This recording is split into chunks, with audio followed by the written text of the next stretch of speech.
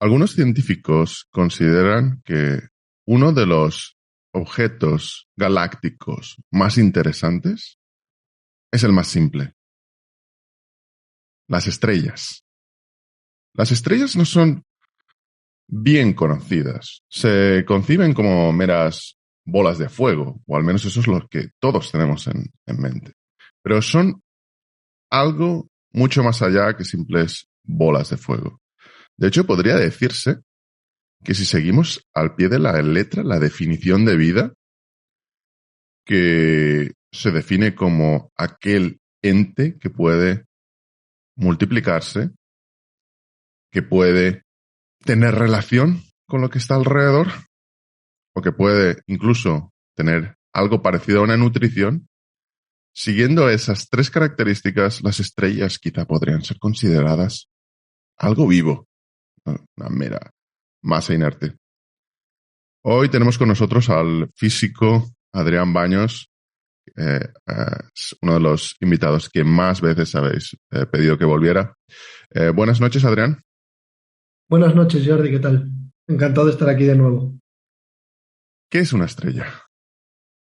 Pues bien, como dices, las estrellas son muy curiosas porque efectivamente muchas veces se ha comentado que se las podrían marcar dentro de la definición de vida, o al menos dentro de algunas de las definiciones de vida. Desde luego, si definimos la vida en base a las células, pues una estrella desde luego no es un ser vivo, pero si tenemos en cuenta el tema de nacer, crecer, reproducirse y morir, por ejemplo, que es algo que se enseñaba típicamente en los colegios, podríamos considerar las estrellas seres vivos de los más básicos que podría haber. Las estrellas solemos pensar, como bien has dicho, que son grandes bolas de gas ardiendo, fuego, pero realmente no es fuego porque, primero, no tiene la composición del fuego y, segundo, no es una reacción de combustión química. El fuego se produce cuando un material hecho de carbono reacciona con el oxígeno y en esa reacción se liberan unos gases a los que llamamos fuego, pero las estrellas no interactúan con oxígeno, el espacio está vacío, no hay oxígeno flotando entre la Tierra y el Sol. Por tanto, dado que el Sol es una estrella y no hay oxígeno rodeando el Sol, no podemos decir que el Sol se trate de fuego. Las estrellas funcionan en base a otro mecanismo más complicado que es la física nuclear, no la química de las combustiones. En realidad, cualquier material podría convertirse en una estrella si le damos la suficiente masa. Las estrellas lo que hacen es que tienen una masa tan grande que dan lugar a una gravedad muy intensa. Esa gravedad muy intensa hace que haya mucha presión interna en los componentes de la estrella, que pueden ser componentes tan normales como el hidrógeno o como el helio o como el carbono o como el hierro. Y al haber mucha presión, aumenta la temperatura. Al aumentar la temperatura, todas esas partículas que forman la estrella se mueven muy rápido y al moverse muy rápido pueden chocar los átomos entre ellos y fundirse, dando lugar a átomos cada vez más grandes. Esta es la parte de la física nuclear que distingue las estrellas de aquello que no son estrellas. Podríamos decir que una estrella es un objeto que tiene la capacidad de fusionar los átomos en su interior y al hacer eso liberan energía electromagnética, es decir, luz. Por eso las estrellas brillan, no porque sean fuego, sino porque esas fusiones nucleares que tienen lugar en su interior liberan la luz que nosotros vemos. Entonces, por ejemplo, la típica frase que se suele decir en el colegio de que tú si sumas dos naranjas vas a tener, o una naranja y una naranja vas a tener dos naranjas. Realmente, si tenemos esto en cuenta, es falso, porque si sumamos muchas naranjas, lo que acabaremos teniendo será una estrella, no un montón de naranjas. Una estrella hecha originalmente de naranjas, pero que empezarán a fusionar sus átomos y a liberar luz. Esta sería la definición entre algo que es una estrella y algo que no es una estrella. A ver si lo he entendido bien. Estás queriendo decir que si alguien pusiera un ente, una deidad, pongámonos en ese caso hipotético, fuera sumando Júpiters o un Júpiter tras otro, poniéndolos al lado hasta que se atrayeran y se unieran de alguna forma, al final Júpiter se convertiría en una estrella por el simple hecho de tener esa masa enorme, o si alguien colocara millones y millones de algo tan absurdo como naranjas. millones, trillones, cuatrillones, etcétera, la simple gravedad las convertiría en algo como una estrella? Sí, efectivamente. De hecho, Júpiter es un planeta muy curioso, es el planeta más grande que tenemos aquí en el sistema solar y está muy en el límite para convertirse en una estrella. Realmente, de hecho, ya está hecho prácticamente de gas debido a este efecto gravitatorio que tiene y demás. No, o sea, tiene una gravedad tan intensa que ya tiene muchos rasgos comunes con las estrellas, especialmente el tema de la masa, que es muy parecida a la masa mínima que necesitaría para ser una estrella, y está ahí en el borde para poder empezar a fusionar átomos. No en el borde en el sentido de que si le chocan 3 o 4 cometas más se vaya a convertir en una estrella, pero perfectamente con pequeños cambios en la historia del sistema solar. Quizás podríamos haber tenido 2 soles, uno dando vueltas alrededor del otro, siendo uno el Sol actual y el otro Júpiter, en vez de tener el sistema que tenemos ahora, siendo Júpiter un planeta y el Sol una estrella.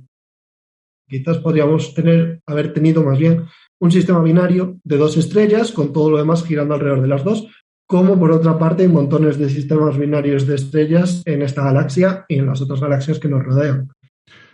Adrián, ¿hay clases de estrellas? ¿Son todas iguales? ¿Hay diferentes tipos? Las estrellas se pueden distinguir según su composición y según su temperatura y tamaño. Son cosas que podemos distinguir gracias a los telescopios, porque la luz de la estrella, por ejemplo, nos dice qué tipo de átomos la han emitido. Y sabiendo todo esto, podemos catalogar las estrellas según estos factores. El Sol sería una estrella normalilla, pero hay otras más pequeñas, enanas marrones, enanas blancas. Hay otras estrellas más grandes, las gigantes. Y hay cierta relación entre ellas. Las estrellas estándar nacen como gigantescas nubes de gas. Típicamente podríamos hablar de hidrógeno, que es el elemento más básico que hay en la naturaleza, y como se supone que pudo haber empezado el Sol, y van fusionando ese hidrógeno para dar lugar a elementos cada vez más y más pesados en la tabla periódica de los elementos. Entonces, del hidrógeno se pasa al helio, del helio se va pasando poco a poco al carbono, del carbono al oxígeno, y en general todas las estrellas tienden al hierro. ¿Por qué el hierro? Porque el hierro es el elemento más estable, nuclearmente hablando, que existe. Una vez que los átomos se convierten en hierro, ya se podría decir que no pueden aspirar a nada que sea mejor a nivel energético, que es lo que intenta siempre la naturaleza, optimizar la energía de la que dispone. Entonces, las estrellas van convirtiendo los átomos en hierro y llega un momento en el que ya prácticamente todo es hierro. ¿Qué pasa? Que mientras las estrellas están fusionando átomos, esas fusiones liberan luz, como hemos comentado antes, y esa luz que se emite, esa energía, separa los átomos de la estrella y evita que colapse debido a la gravedad.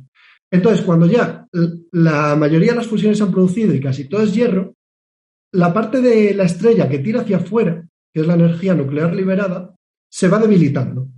Y entonces gana la gravedad. Llega un momento en el que se produce mucho descontrol entre estas dos fuerzas y la estrella puede empezar a inflarse mucho porque crece la temperatura. Al crecer la temperatura, la presión de la estrella aumenta, se infla y da lugar a gigantes, que es lo que se supone que tiene que pasar con el Sol en un futuro, que se tiene que convertir en una estrella de tipo gigante roja.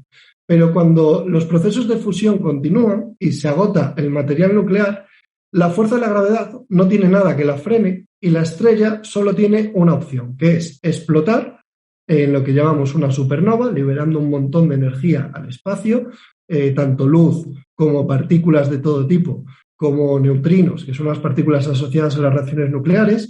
Y además, en estas explosiones de supernova se producen los elementos que están más allá del hierro, los que van desde el hierro hasta el uranio. Se produce el oro, se produce el platino. Todo esto se forma en esas gigantescas explosiones que liberan un montón de energía.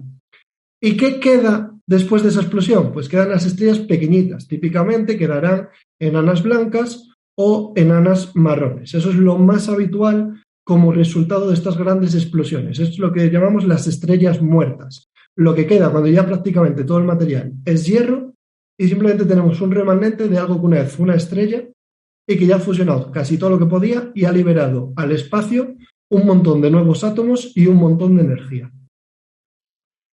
Y entonces, por lo que estás explicando, lo que ocurre es que cuando se libera esas partículas que expulsa la estrella, en la parte final de su vida. Además de quedar un remanente, que me gustaría preguntarte de qué está hecho, lo que hace es que esa expulsión crea posteriormente nuevas estrellas, planetas, etcétera, etcétera, hasta el hierro de nuestros glóbulos rojos que antes estaban en esa estrella. Con lo cual, hasta podríamos decir que se ha reproducido, ha creado nuevas estrellas de segunda o tercera generación y ha creado planetas. Entonces me gustaría preguntar si eso es así, lo que estoy diciendo, si es correcto, y cuál es el remanente, qué es lo que queda en esa estrella muerta, qué es una enana exactamente. Pues bueno, efectivamente esto es así es como han surgido todos los elementos que tenemos en la Tierra, en principio, porque al principio del universo, en el Big Bang, se supone que solo habría hidrógeno, como un suerte helio, y por tanto todos los otros átomos que tenemos han sido forjados en alguna estrella previamente. Entonces todo lo que disfrutamos aquí en la Tierra es producto de, no sé si de una o de dos o de 20, pero es producto de explosiones de estrellas previas. Así es como se van formando los elementos de la tabla periódica y los sistemas estelares se van formando también a partir de todo este polvo que van liberando las distintas explosiones, que se vuelve a juntar, vuelve a formar estrellas, sistemas planetarios y demás. Este sería un poco el ciclo de la vida de las estrellas, del que hablábamos previamente, que se las puede considerar como seres vivos en cierto sentido. Y esto llevó, por ejemplo, juraría que fue Carl Sagan, a decir que somos polvo de estrellas, porque realmente todos los átomos que forman nuestro cuerpo, quitando el hidrógeno, que no tiene por qué haberlo sido, se tienen que haber formado dentro de estrellas. Lo que queda en estas estrellas remanentes, las estrellas muertas, fundamentalmente va a ser hierro, típicamente va a ser hierro. Puede quedar un poquito de hidrógeno, por ejemplo, las enanas blancas pues tienen bastante hidrógeno todavía, helio, carbono, siguen fusionando un poco, por eso emiten algo de luz, por eso sabemos que están ahí, si no, no las veríamos. Y son estrellas de menor rango. Las consideramos estrellas muertas porque ya no tienen la actividad frenética que puede tener una estrella como el Sol. Y por tanto realmente las podemos considerar como estrellas normales, pero que ya no pueden fusionar tanto porque prácticamente lo que queda ahí es hierro. ¿Y qué tamaño tienen esas estrellas de hierro, esas enanas, comparado con la Tierra? Pues esas estrellas podríamos decir que son unos miles de veces más grandes que la Tierra, seguramente. Quizás centenas de veces, pero bueno, por ahí, bastantes más grandes que la Tierra porque todavía son estrellas, tienen ese rango de estrellas normales, son estrellas bastante grandes y próximamente vamos a hablar de estrellas más pequeñitas que ya sí que tienen características de densidades diminutas y demás, pero las estrellas enanas, en tanto que siguen siendo estrellas, digamos, del montón, entre comillas, no reducen tanto su tamaño como para poder decir que tenemos una enana blanca flotando por aquí alrededor de la Tierra y que la podríamos ver. O sea, las estrellas enanas son enanas para ser estrellas, pero no enanas en nuestra escala habitual. ¿Y qué es una estrella de neutrones? Las estrellas de neutrones serían unas de estas posibles estrellas muertas que quedan cuando se ha producido la gran explosión. Cuando se produce la gran explosión de la supernova, las estrellas normales tienen unas masas de, digamos, hasta 10 masas solares. Esto podríamos decir que es más o menos lo estándar, aunque a día de hoy estamos descubriendo que puede que no, que lo estándar sea tener más masa que eso. Pero bueno, hasta ahora te he hablado de estrellas de hasta unas 10 masas solares que cuando explotan se convierten en enanas. Enanas de las que estábamos hablando hace un momento. Sin embargo, si la masa de la estrella supera esas 10 masas solares, puede suceder que cuando se forme la estrella enana, la gravedad siga pudiendo hacer frente a esa estabilidad que tiene una estrella enana. Las estrellas enanas, por muy muertas que estén, entre comillas, siguen haciendo frente a su gravedad interna con todas estas reacciones nucleares. Entonces, si la masa de la estrella original fuese muy grande, puede volver a suceder que la gravedad sea demasiado intensa para las pocas reacciones nucleares que están sucediendo ahí. Entonces, la gravedad va a intentar comprimir todavía más la estrella. Entonces, lo que va a intentar hacer la gravedad es que los electrones, que normalmente están dando vueltas al núcleo, y de hecho los electrones si el núcleo mide 1 en una cierta escala, podríamos llamarle la escala nuclear, que 1 es el tamaño del núcleo, los electrones le dan vueltas a una distancia de unas 100.000 veces esa unidad, es decir, la mayoría del átomo está vacío, los electrones dan vueltas a los núcleos desde muy lejos.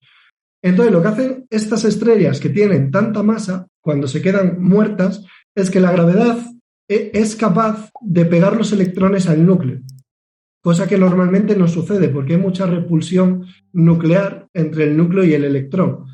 Entonces, los electrones se pegan al núcleo y la gravedad es capaz de hacer que los electrones y los protones se fusionen. Los protones tienen carga positiva, viven en el núcleo, y los electrones tienen carga negativa y son los que le dan vueltas al átomo.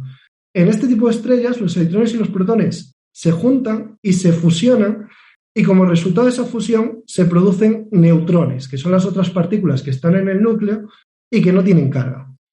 Entonces, los neutrones que ya estaban, más todos estos otros neutrones que se forman, dan lugar a un nuevo objeto que se llama estrella de neutrones. ¿Por qué? Porque está hecha de neutrones.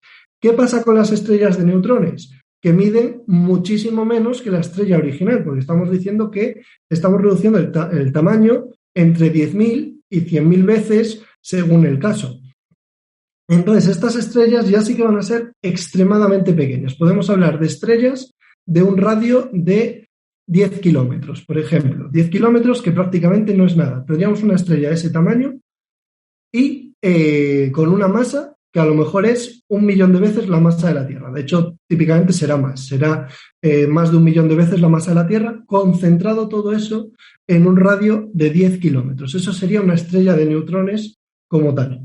A ver. Sería como una especie, imaginemos un islote, una isla muy pequeña de Oceanía. Podemos hacer esa visualización, 10 kilómetros.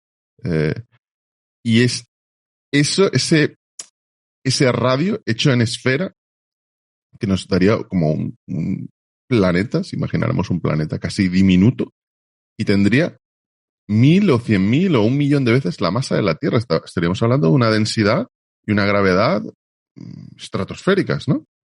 Sí, las gravedades se multiplican mucho. Estamos hablando de 10 elevado a 10, 10 elevado a 11 veces la gravedad terrestre, haciendo así un cálculo rápido, porque sí, más o menos estaríamos hablando de ese tipo de gravedades, temperaturas altísimas, unas densidades gigantescas que ni siquiera los materiales más densos que la Tierra pueden aspirar a igualar, y todo eso concentrado. El material más denso que sabemos que existe, que sería pues un conjunto de neutrones muy apretados. De hecho, podemos pensar en una estrella de neutrones, entre comillas, como el átomo cero, porque la tabla periódica se ordena según la cantidad de protones que tiene cada elemento. El primer elemento es el hidrógeno, que tiene un protón, el segundo es el helio, que tiene 2, después tenemos el litio con 3, pero la estrella de neutrones tendría 0 protones. Por tanto, estaríamos hablando del elemento cero, algo hecho puramente de neutrones, sin ningún protón. Entonces podríamos pensar en ella tanto como una estrella como un núcleo muy grande hecho solo de neutrones. Los dos enfoques nos llevan a la misma idea. ¿Qué pasa? Que tiene características de estrella porque tiene la capacidad de emitir radiación electromagnética, aunque ya no va a estar haciendo fusión nuclear como tal. De hecho, las estrellas de neutrones son, iba a decir que invisibles, pero vemos radiación electromagnética que emiten. Lo que pasa es que no es como en las estrellas normales debido a la fusión de los átomos. Aquí las estrellas de neutrones se van a ver debido a que suelen generar grandes campos magnéticos, mucho más grandes que cualquiera que se haya visto en la Tierra, 10 elevado a 9 teslas, 10 elevado a 10 teslas, cosas muy, muy grandes. Y esos campos magnéticos tienen la capacidad de liberar ondas electromagnéticas al exterior, que son luz, y podemos ver esa luz que liberan, pero ya no es exactamente como una estrella. Y entonces podríamos decir que ese material de una estrella de neutrones es un material distinto. Tendríamos que decir que es un elemento que deberíamos darle un nombre. Me imagino que tendría la categoría de plasma, pero mejor no me la juego con este dato. O sea, si a alguien le interesa mucho esto, por favor, que lo revise después de escuchar el podcast. ¿Y qué es una estrella de quarks?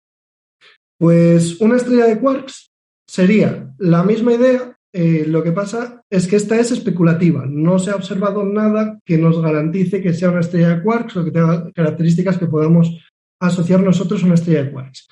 Los neutrones están hechos de quarks, que el tamaño de un quark no sabemos cuál es, ni siquiera sabemos si tiene tamaño. El modelo estándar de la física como tal trabaja con los quarks como si fuesen puntos, por tanto les asigna un tamaño cero, lo cual no significa que tengan que tener tamaño cero. Cuidado, por ejemplo, si nos metiésemos en una teoría de cuerdas, habría cierta noción de tamaño en todas las partículas. Entonces, el tema de si son puntos o no, podríamos dejarlo como física más allá de lo que sabemos en la actualidad. Pero, en cualquier caso, si los neutrones están hechos de quarks, podría suceder que cuando tenemos una estrella de neutrones muy grande, con mucha masa, volvamos a tener el tema de antes y suceda que la gravedad sea tan intensa que pueda hacer que el neutrón colapse y lo que nos quede sea una estrella de quarks. Igual que la estrella de neutrones es un colapso de la estrella hecha de átomos.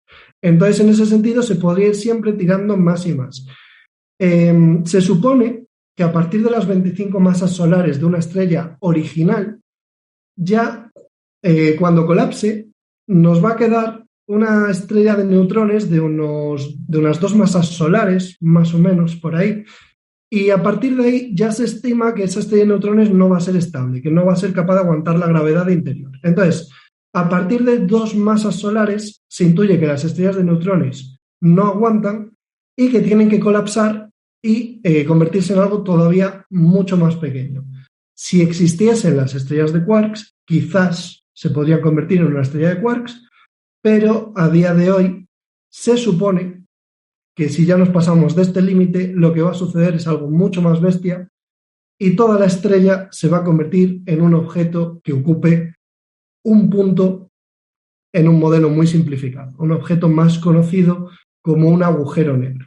Es decir, ya colapsa tanto que directamente ya no es que el tamaño se reduzca mucho, sino que toda esa masa, por lo menos desde un punto de vista muy introductorio, quedaría concentrada en un único punto del espacio y tendríamos un punto de densidad infinita, porque tendríamos un montón de kilos o los que sean concentrados en volumen cero. Por tanto, en una operación muy sencilla, si dividimos masa entre volumen, que es la fórmula para calcular la densidad, si el volumen es cero, la densidad nos sale infinita.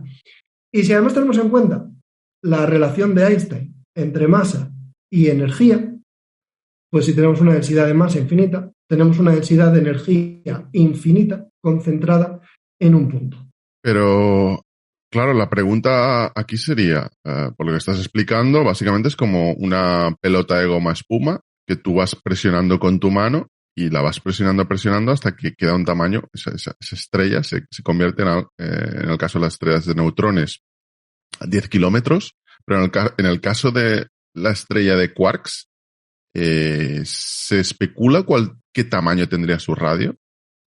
El problema con esto es lo que te comentaba, que como no tenemos un tamaño asociado a los quarks, no podemos decir qué tamaño tendría una estrella de quarks, porque para eso necesitaríamos el dato que nos falta, que es si el quark tiene tamaño en primer lugar y segundo, cuál es ese tamaño. Por tanto, ¿podrían haber estrellas de quarks? A lo mejor en un futuro descubrimos que sí, pero a día de hoy todo aquello que supera las 2 masas solares de límite que le hemos puesto a la estrella de neutrones, creo que el límite observacional está en 2,14, la estrella más grande que se ha observado de neutrones.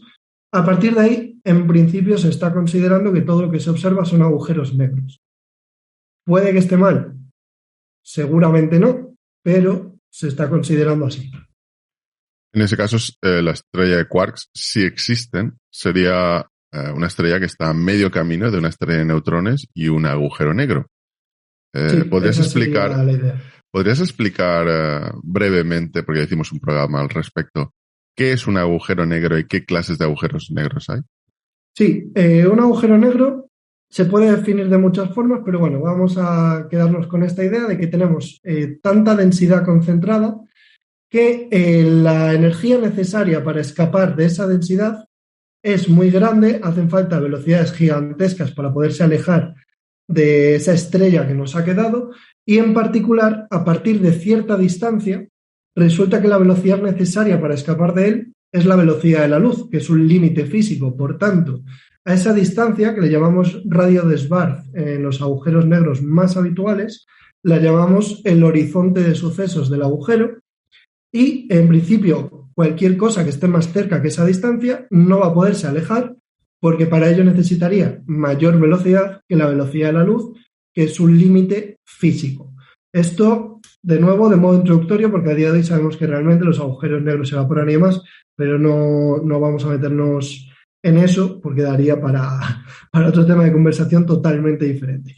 Entonces, un agujero negro, así, desde un punto de vista ya muy simplificado, sería un lugar del espacio, que es como se lo suele definir en relatividad general, una región del espacio que se caracteriza porque queda causalmente desconectada del entorno. Es decir, todo lo que sucede ahí dentro no tiene influencia en el exterior y todo lo que entra ahí dentro queda desconectado del exterior. El exterior no vuelve a saber de ese algo.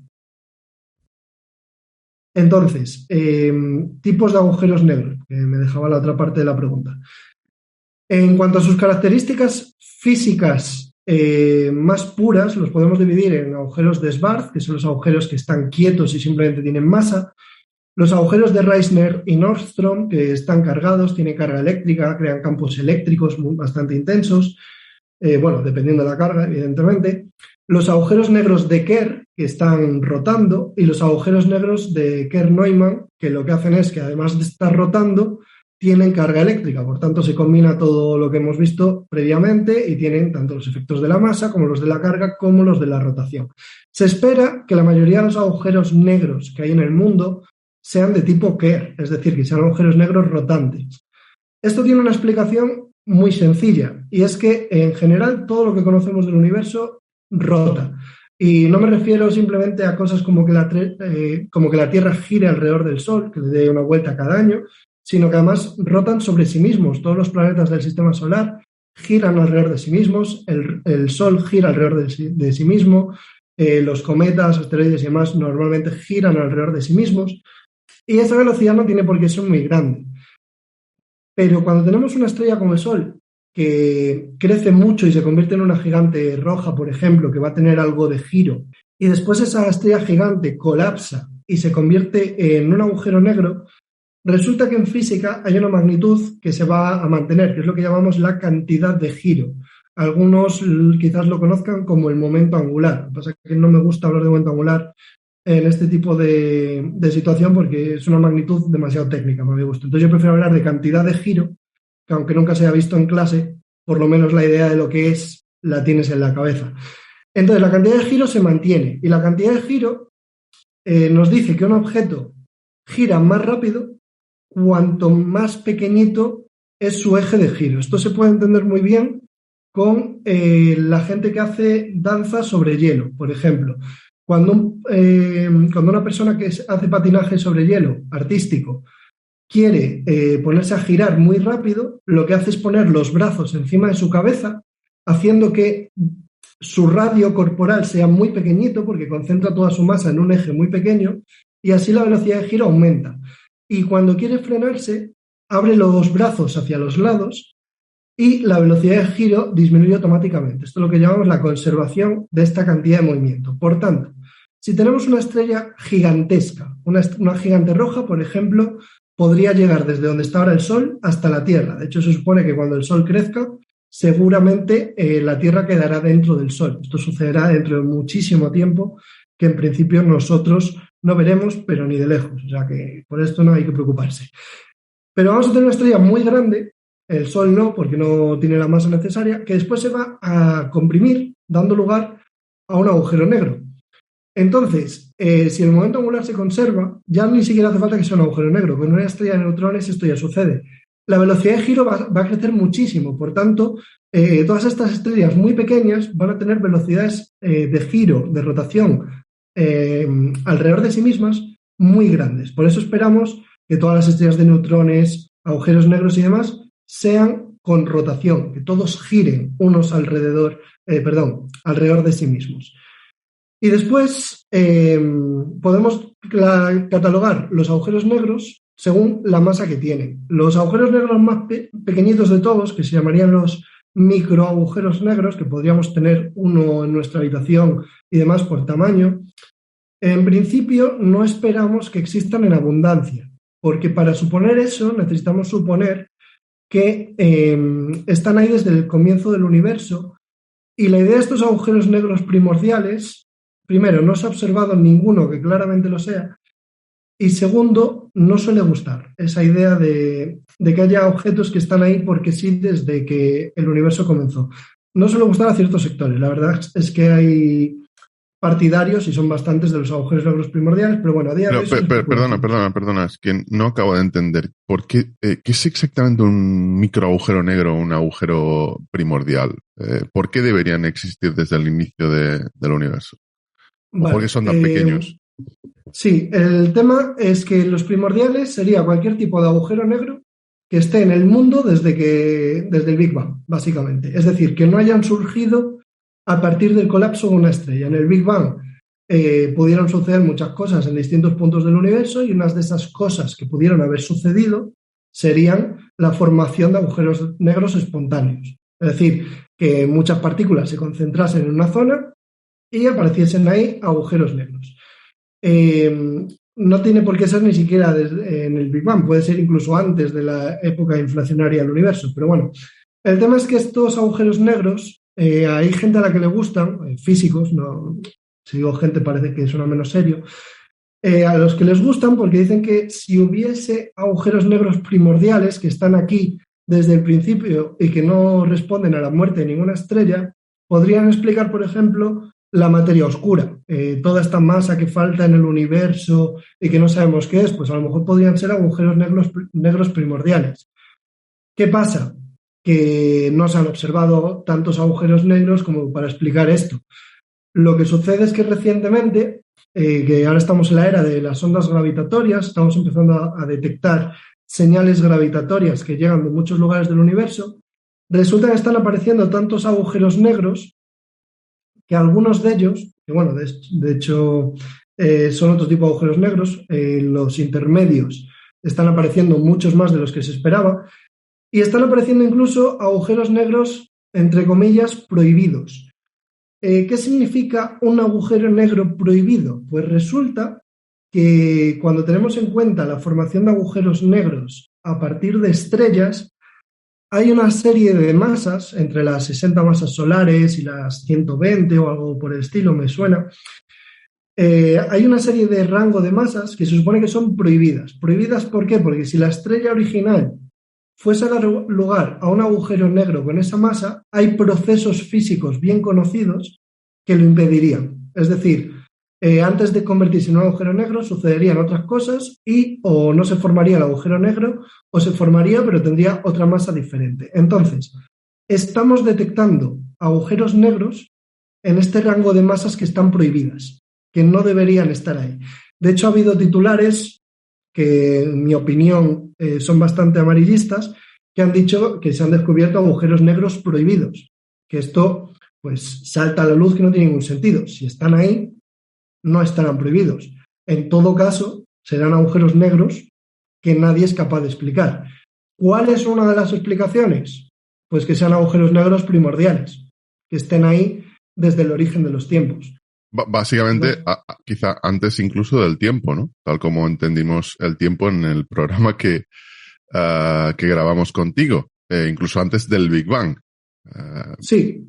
La gente que propone modelos pre-Big Bang, que no es metafísica, o sea, tiene ciertas ventajas hablar de un universo pre-Big Bang, plantea que estos agujeros primordiales podrían estar ahí.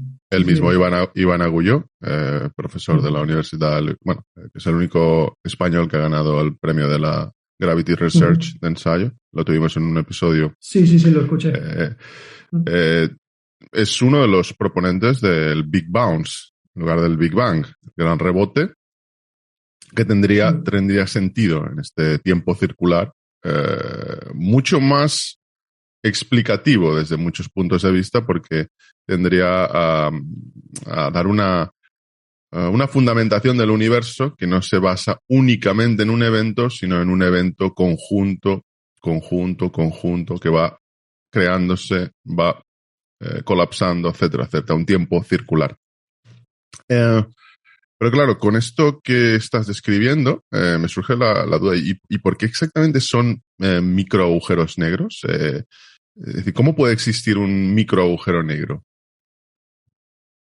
En principio, si nos vamos a la definición de que un agujero negro, el requisito que tiene es una densidad de energía infinita concentrada en un punto, la masa puede ser cualquiera. Si nos vamos a primordiales, ¿por qué? Porque no tenemos la limitación de que venga de una estrella. Los agujeros negros que más estamos observando tienen masas muy grandes, pero porque todos ellos en principio se pueden explicar a partir de estrellas que se han muerto. Por tanto, la masa que tienen es más de tipo estrella que otra cosa. Pero a nivel físico no hay ninguna ley, ni una sola ley en absoluto, que prohíba agujeros negros de cualquier tamaño, todo lo pequeños que queramos.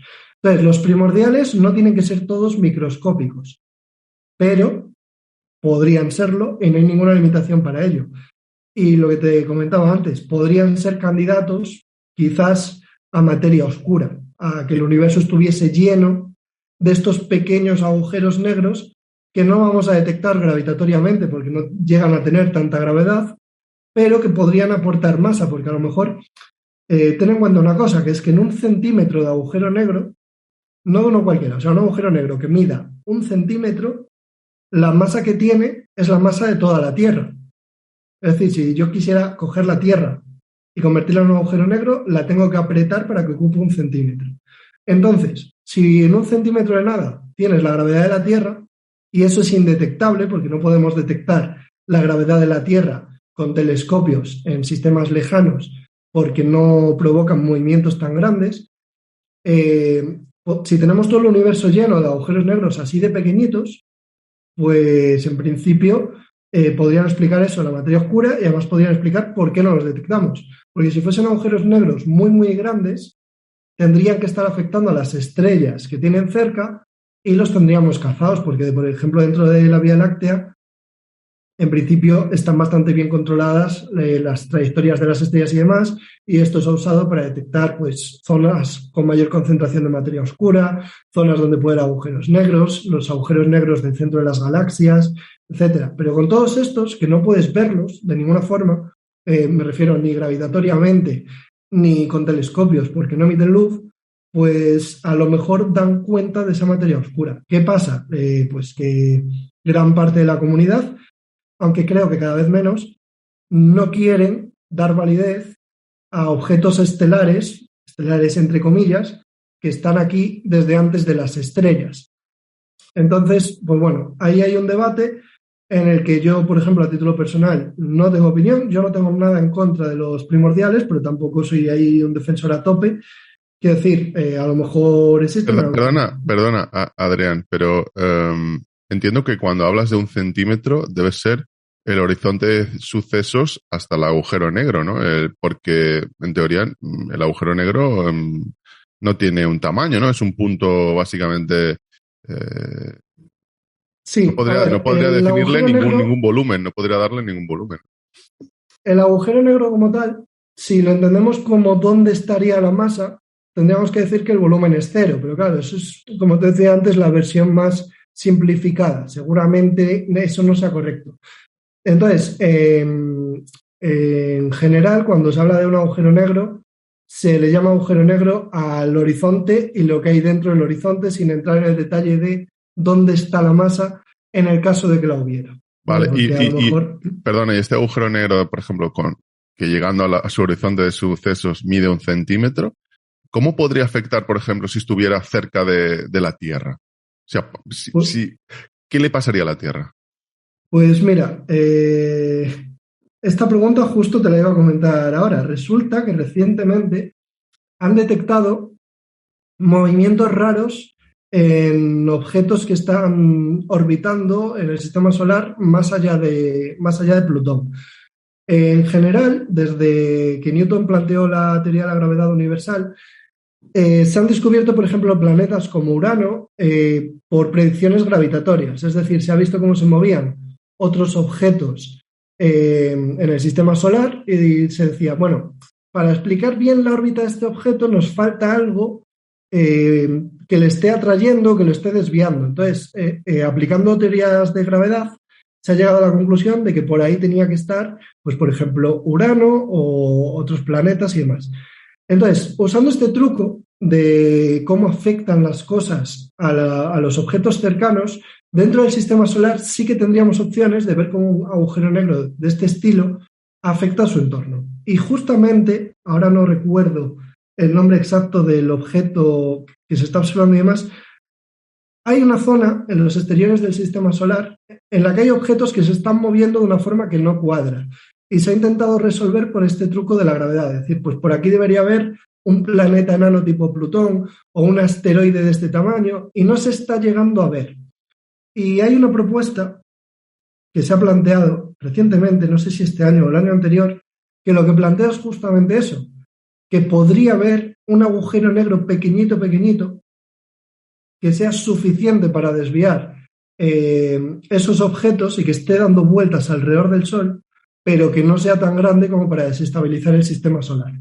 Entonces, si ese objeto entrase en la Tierra, de primeras, nosotros no lo tendríamos por qué notar, salvo que nos atraviese nuestro cuerpo. Pero si atraviesa la atmósfera y cae en un punto aislado, como puede ser el océano, y se va hasta el centro de la Tierra y se queda por ahí, en principio se va a quedar ahí, habría un poquillo más de gravedad y en principio podría no notarse o podría suceder también que poco a poco material de la Tierra fuese cayendo dentro, desestabilizase la Tierra se fragmentase y acabásemos teniendo un agujero negro, que tampoco sería muy grande porque en el caso de que toda la Tierra fuese absorbida, como ya hemos comentado antes, el agujero negro mediría 1 centímetro, por tanto en ningún caso daría lugar a un agujero negro muy grande. Pero objetos tan pequeñitos que se van a mover muy rápido, como se mueve todo en el sistema solar, lo más probable realmente sería que en caso de que hubiese uno, atravesase la Tierra de lado a lado y nosotros ni nos enterásemos, salvo que atravesase nuestro cuerpo. Entonces sí que podríamos tener un problema concretamente la persona a la que le pase. Entonces, pero ni campos... Claro, lo que estás diciendo es que básicamente lo que harían esos agujeros negros micro sería alterar la trayectoria de los planetas o de los entes galácticos, porque básicamente por su gravedad harían que sus órbitas se vieran alteradas, pero no los engullirían, no tienen la fuerza o la gravedad para acabar convirtiéndose en un agujero negro tal como lo entendemos. ¿Es eso? Más o menos. A ver, realmente, si tú te pones, si tienes un agujero negro, ponte que mida 1 nanómetro, que es algo extremadamente pequeñito, y tú te pones a 1 nanómetro de ese agujero, te va a absorber porque estás en el horizonte de sucesos. Por la definición del horizonte de sucesos, te absorbe. ¿Qué pasa? Que típicamente la distancia a la que vas a estar, pues no va a ser tan pequeñita, vas a estar más lejos, para empezar por la distancia entre átomos, que ya la distancia entre átomos suele ser más grande. Entonces, si tú te vas a distancias muy grandes, pues la gravedad que va a crear va a ser diminuta. Si mide tan poco, pues va a ser menos que un agujero negro con la masa de la Tierra, por tanto la gravedad que crea, para empezar, ya va a ser menos de 9,8 metros segundo cuadrado, que es a lo que estamos acostumbrados aquí en la Tierra. Entonces el efecto no se va a notar. Típicamente será pues, que atraviesa la Tierra de lado a lado y te da igual. ¿Cuándo tienes problemas? Pues si ya empiezas a llegar a agujeros negros del tamaño de 1 centímetro, porque entonces ya estaríamos hablando de tener un hermano de la Tierra. Un hermano de la Tierra invisible que mide 1 centímetro, pero un hermano de la Tierra al fin y al cabo. Entonces ahí ya sí que pues, la Luna se va a desestabilizar, la Tierra se va a desestabilizar, etcétera. Pero si es mucho, mucho más pequeñito, atravesará la Tierra y ya está. Pero también hay que tener en cuenta que constantemente estos neutrinos que liberan las estrellas y de los que hablamos previamente, porque salen en las fusiones nucleares, ya no se están atravesando. Cada instante, montones de neutrinos procedentes del Sol y de otras estrellas seguramente y de otras explosiones que haya habido en el universo, atraviesan nuestro cuerpo y no nos pasa nada. ¿Por qué? Porque los neutrinos son muy inocuos, tienen muy poca masa, por tanto no hay mucha gravedad, no tienen carga, no hacen prácticamente nada, atraviesan el cuerpo y a todos los átomos de nuestro cuerpo les da igual. Pues ni nos enteramos. El agujero negro, si fuese un poquillo grande, sí que podría tener más problemas porque podría desguazar alguna célula. Pero vamos, que en general... Es más, yo creo que la comparativa con irte a Chernóbil a dar un paseo sin protección sería quizás la más adecuada. Te pasa un agujero negro de estos diminutos, pues a lo mejor te fastidia el ADN, desarrollas mutaciones, te sale un cáncer, algo de este estilo. Y cambiando de tercio, a veces siempre se habla de determinados objetos que parecen fascinantes, pero no se sabe exactamente, no se explica exactamente qué son. ¿Qué son los cuásars? Bueno, en principio las galaxias, que son conglomerados de estrellas muy, muy, muy grandes, tienen una gran masa y teniendo en cuenta lo que sabemos del sistema solar, que es que las masas grandes atraen a las demás y empiezan a describir órbitas a su alrededor o directamente se las tragan, pues en la Vía Láctea, donde todo está girando, pues tiene que estar girando alrededor de una masa muy grande, porque es lo que nos dice el sentido común, sabiendo lo que sabemos de la gravedad. ¿Qué pasa? Que cuando miramos al centro de la galaxia, lo que solemos ver son grandes espacios vacíos. Digo solemos porque hay excepciones. ¿Qué son esos grandes espacios vacíos? Pues típicamente agujeros negros gigantescos, que no se ven, que están ahí y que son los que sustentan toda la gravedad de la galaxia o gran parte de ella, porque realmente está todo el tema de la materia oscura sin resolver, que si fuesen también agujeros negros, pues estaríamos en las mismas, que el agujero negro es el principal aporte de masa que tiene una galaxia. A estos agujeros negros gigantescos normalmente les llamamos cuásares, pero para llamarles cuásares les requerimos alguna condición extra, normalmente. ¿Qué condición extra les requerimos a un cuásar? Pues los cuásares se suelen caracterizar porque tienen un montón de materia que se llama el disco de acreción, orbitando muy cerca de ellos, y aunque el agujero negro como tal, por definición, no emita luz, esa materia que tiene alrededor se mueve tan rápido y se calienta tanto que, debido a esa temperatura, emite luz. Entonces, no emite luz el agujero negro como tal, sino el conjunto del agujero negro con toda esa materia que está muy próxima a él orbitando. Entonces podemos tener gigantescos objetos que emiten un montón de luz, que brillan mucho, y a esos objetos, que los llamamos los núcleos galácticos activos, se les suele llamar cuásares, que serían la unión del agujero negro con toda esta materia orbitando a su alrededor y con la capacidad de emitir un montón de luz. Eso sería el resumen. Entonces, un cuásar, hasta cierto punto, es un sistema. Es un agujero negro supermasivo con materia que orbita muy rápido a su alrededor que emite luz. Sería así, ¿no? Un cuásar. Sí. Aquí realmente tengo visto algún autor que le llama cuásar al agujero negro gigantesco sin que haya materia alrededor. Entonces, no tengo claro si es un tema de que se le puede llamar también cuásar al agujero negro o si estos son abusos del lenguaje, pero en general sí, la idea es esta.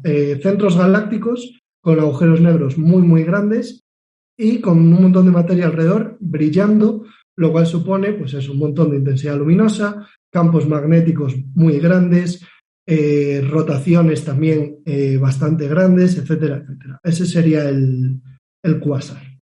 ¿Y qué es un púlsar?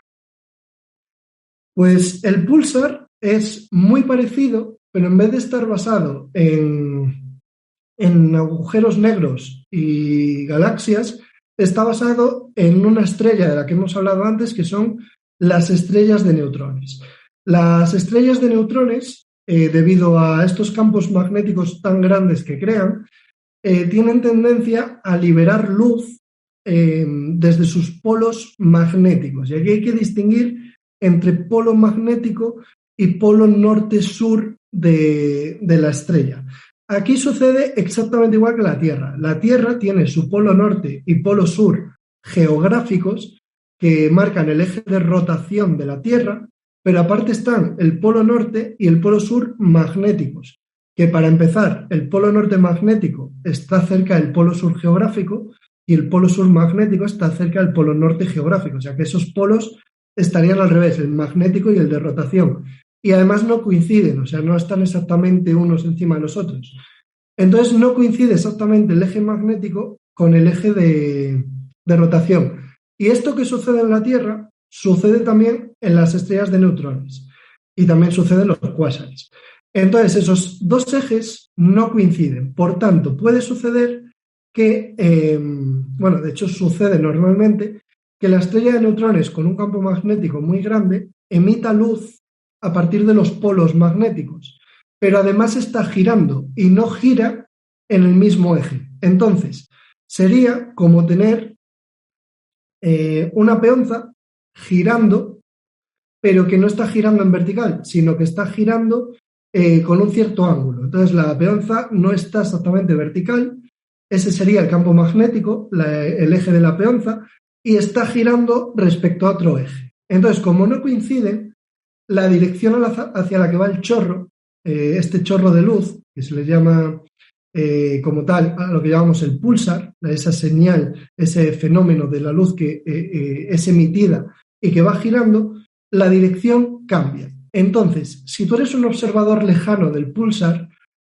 vas a ver que la intensidad que te llega de ese chorro de luz depende del tiempo, es decir, oscila, va desde un pico máximo, baja hasta un pico mínimo, vuelve a subir, vuelve a bajar, vuelve a subir y vuelve a bajar.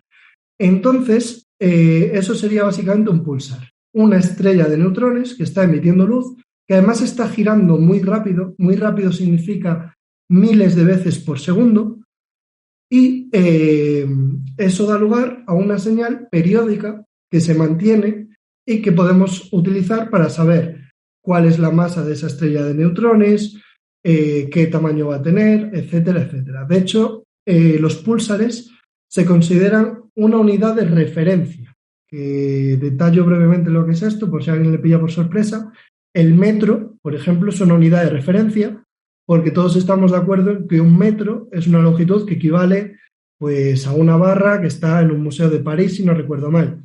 1 kilogramo, algo del estilo, el segundo, tal. A día de hoy realmente todo esto se remite a la velocidad de la luz y demás, pero bueno, históricamente como unidades de referencia han sido eso.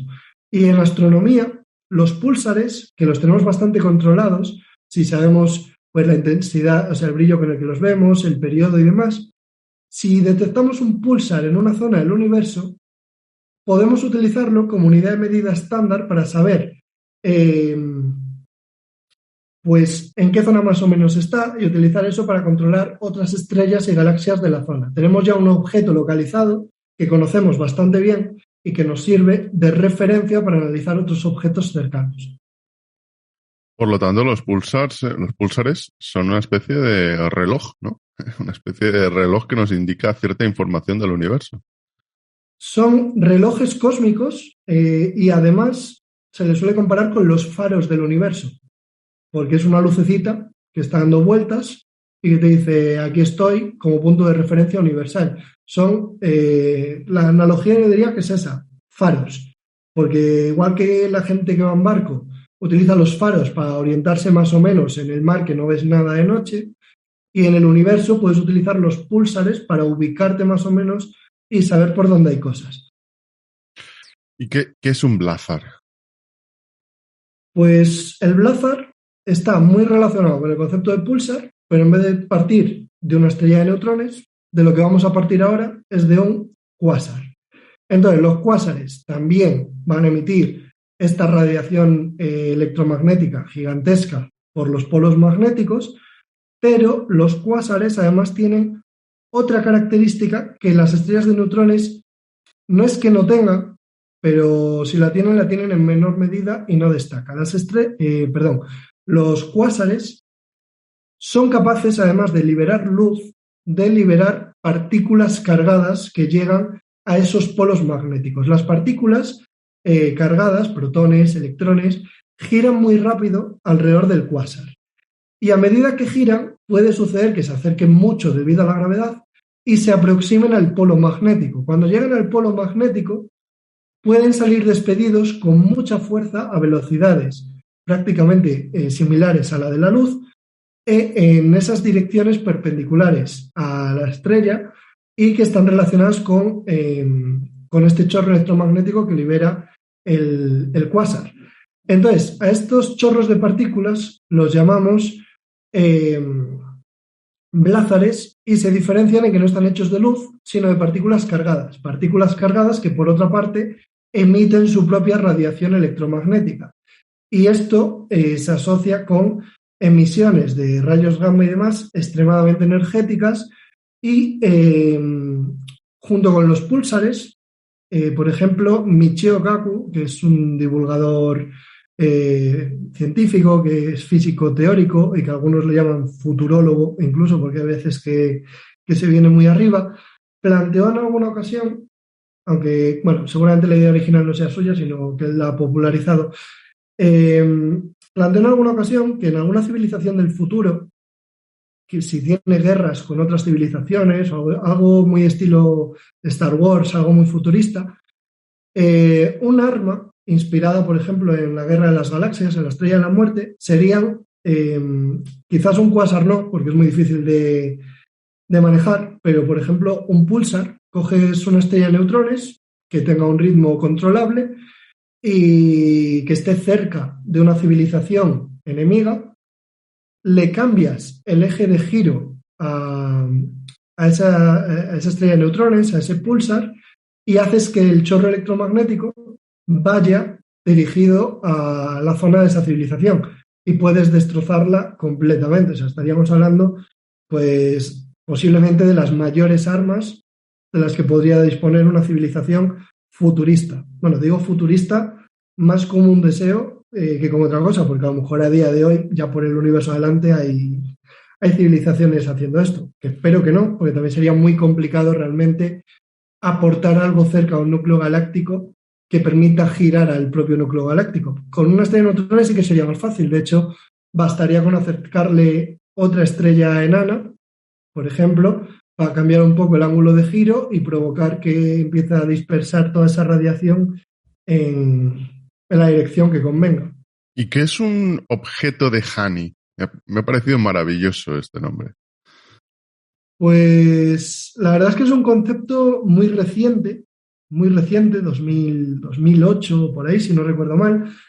Y bueno, hemos dicho previamente que las estrellas, galaxias y demás surgen de un montón de materia que se empieza a aglomerar y dar lugar a todas estas estructuras.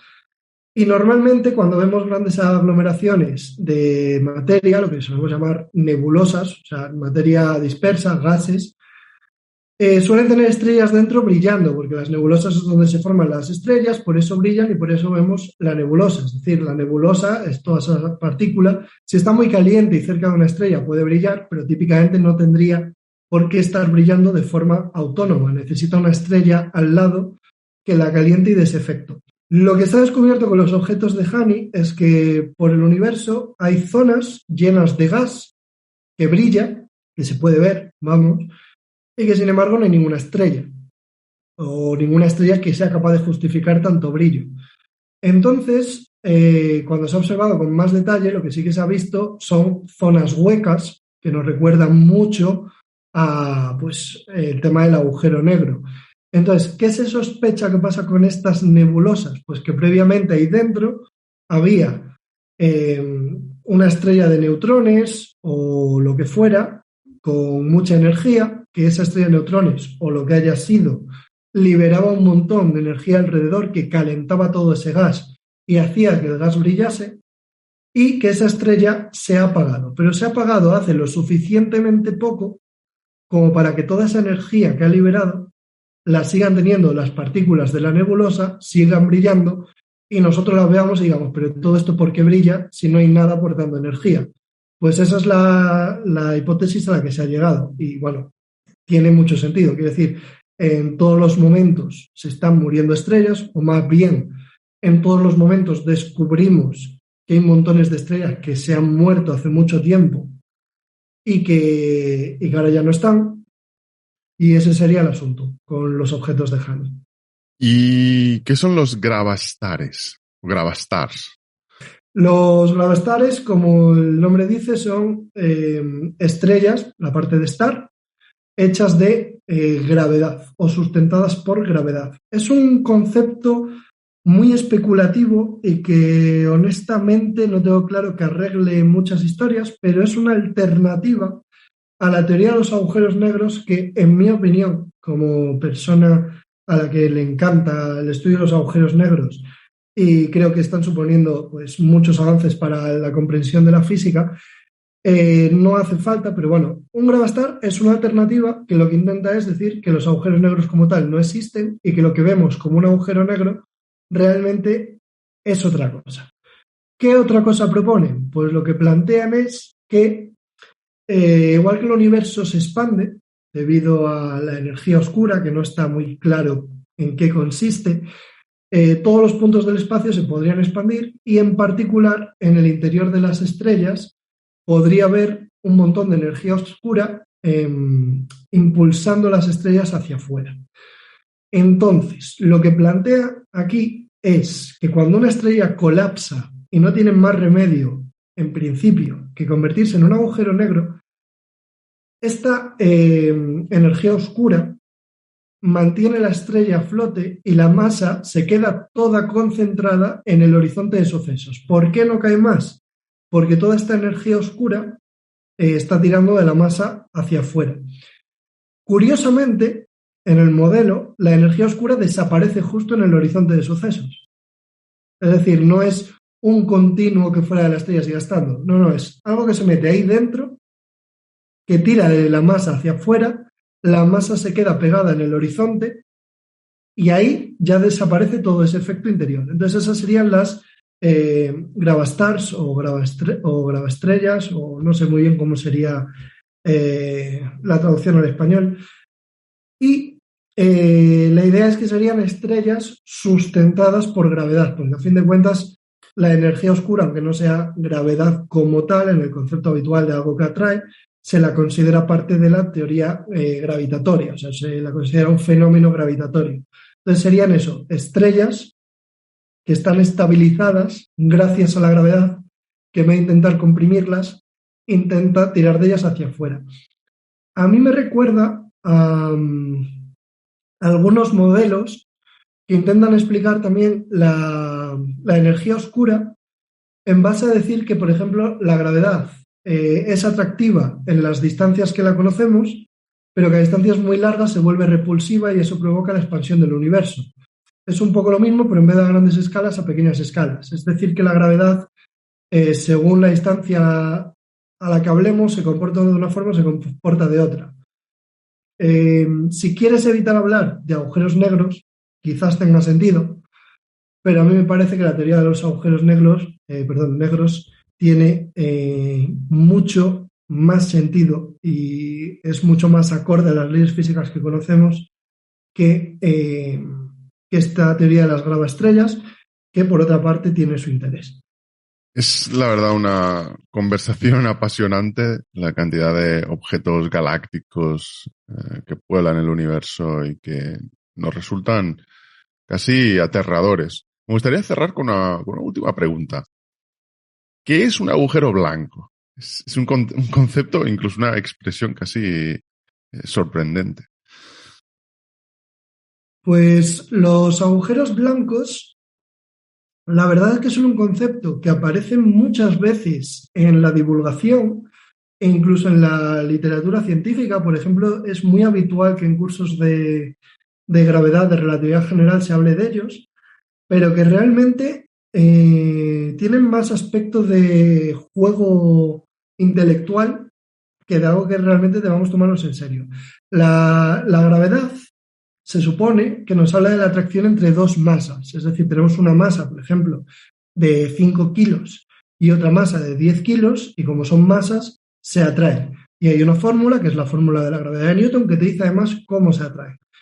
Ahora bien, ¿qué pasa si a esa fórmula le metemos la posibilidad de que haya masas negativas? Porque siempre estamos suponiendo que las masas son positivas. Digo suponemos, pero realmente es una suposición basada en el hecho indiscutible de que nunca jamás hemos observado masas negativas. Entonces, si tú pones masas negativas, las masas negativas y las masas positivas se van a repeler, pero las masas positivas se van a seguir atrayendo entre ellas y las negativas se van a seguir atrayendo entre ellas. Un poco lo contrario a lo que sucede con las cargas eléctricas, que si son del signo contrario se atraen y si son del mismo se repelen. La gravedad funcionaría al revés. Entonces, como parte introductoria, ¿tienen sentido masas negativas? Pues en principio suponemos que no, únicamente a partir del dato de que no se han observado nunca masas negativas. Pero si hubiesen masas negativas que se repeliesen de las nuestras, lo que habría pasado por una cuestión evidente es que se habrían alejado y alejado y alejado y alejado y podría haber masas negativas en una zona lejana a la que no tendríamos acceso porque las habríamos repelido a todas. Bien, este concepto está relacionado con el agujero blanco porque un agujero blanco para nosotros sería algo así como una estrella de masa negativa. No es esta la definición, pero el concepto, a efectos prácticos, es ese. Sería una estrella que en vez de atraer, repele. De hecho, un agujero blanco se define como lo contrario a un agujero negro. Un agujero blanco desconecta causalmente el exterior del interior. Es decir, todo lo que sale fuera del agujero blanco queda desconectado del interior y no puede volver a conectarse con él. ¿Por qué? Porque el agujero blanco repele y a partir del horizonte la velocidad necesaria para entrar, no para salir, para entrar en esta ocasión, supera la velocidad de la luz. Entonces, como juego teórico está muy bien y...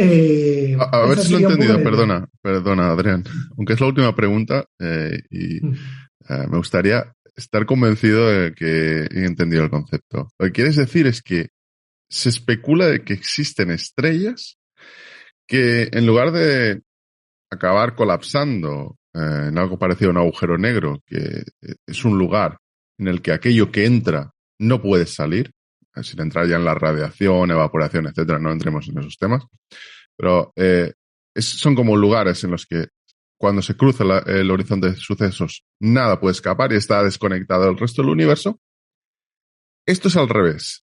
Básicamente nada puede acceder dentro porque repele todo lo que hay alrededor. Sí que entiendo que sí que podríamos ver el agujero, por eso se llama blanco, o ni siquiera la luz puede pasar ese horizonte de sucesos porque también es repelida.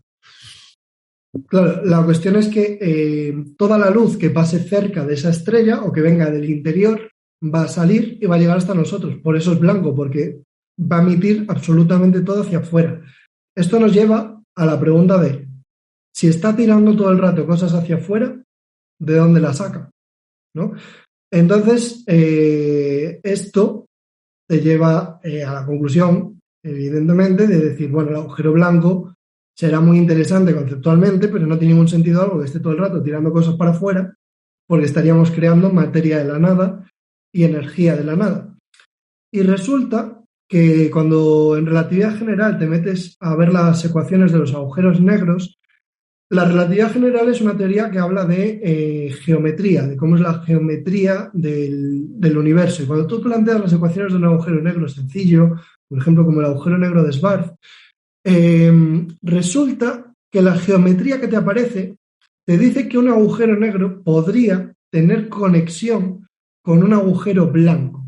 Es decir, que a lo mejor todo lo que entrase en un agujero negro tuviese una especie de túnel espacial y fuese liberado por un agujero blanco en ese mismo universo, o ya si nos venimos todavía más arriba, en un universo diferente. Perdona, entonces sería como el agujero de una tubería donde un lado sería el agujero negro por el que se atrapa la materia y el otro lado de la tubería el agujero blanco por la que se expulsa. Sí, efectivamente. Así se describe muchas veces. ¿Qué pasa? Pues que no hemos observado ningún agujero blanco en ningún lugar del universo y entonces, bueno, suponer que todo lo que entra en un agujero negro se escapa después por un agujero negro, yo diría que a día de hoy ya va en contra de la observación experimental porque conocemos agujeros negros y su masa no se reduce. Es decir, la única forma de justificar esto sería decir que el ritmo de transferencia de masa de uno al otro sería extremadamente pequeño. Por tanto, al menos la inmensa mayoría de los agujeros negros, o por lo menos de los que hemos observado, no parecen estar conectados con ningún agujero blanco. ¿Puede haber alguno que no hayamos observado o que la transferencia sea tan lenta que tal? Yo qué sé, podría ser. Pero a día de hoy los agujeros blancos se consideran más, pues eso, juegos intelectuales que algo que tomarse en serio. Es lo que en física teórica se le llama muchas veces toy models, es decir, modelos físicos que sabes que no te llevan a ningún sitio, pero que te sirven para, digamos, profundizar más en conceptos, en situaciones límite, que a lo mejor sabes que nunca se van a dar, pero si lo entiendes, entiendes mejor la parte física que sabes que sí que es verdad. Por ejemplo, otro toy model sería, ¿cómo sería la gravedad o un agujero negro que tuviese forma de cilindro? Pues tú puedes ponerte a resolver eso, analizar las propiedades, aprendes cosas sobre la gravedad al plantearlo, pero después en el mundo real dices, ¿vamos a encontrarnos alguna vez algún agujero negro con forma de cilindro? No, pero te lo planteas y tiene propiedades chulas que te ayudan pues a ver que entiendes bien la teoría que estás manejando. Entonces, pues eso, modelos de juguete. De hecho, Peter Voigt señala que eso es exactamente lo que pasa con la teoría de las supercuerdas, que ni siquiera es errónea, simplemente es un modelo que está desconectado con la realidad, aunque matemáticamente pudiera ser cierto. Adrián Baños, muchísimas gracias. ¿Dónde pueden los oyentes escuchar o ver más del contenido que produces? Bueno, lo primero, muchísimas gracias a ti por volverme a invitar otra vez y también a tus oyentes por plantearlo. La verdad que me lo paso bien y además creo que la repercusión que tienen tus programas sobre ciencia, ya no solo cuando me invitas a mí, sino en general, es bastante buena. Me suelo pasar, los escucho, miro los comentarios y me parece que estás haciendo una muy buena labor contribuyendo a la comunicación de la ciencia. O sea que en ese sentido también te lo quería agradecer. Y bueno, me pueden encontrar hablando de física en YouTube, en el canal Estudiar Física Blog. Y también me pueden encontrar en Twitter, en @estudiarfísica, aunque ahí realmente me mezclo ya con temas de educación y demás. Entonces, si lo que buscan es física y solo física, me pueden encontrar sobre todo en el canal de YouTube. Muchísimas gracias, Adrián. Enlazaremos tanto el canal de YouTube como su cuenta de Twitter en las notas de este episodio. Podréis consultarlos si deseáis saber más sobre el contenido que produce, que recomiendo para todos, especialmente si sois estudiantes de física. Un saludo, Adrián, y recordaros a todos que cada día a las 2 de la tarde, a las 10 de la noche, podéis seguir nuestras emisiones en Twitch.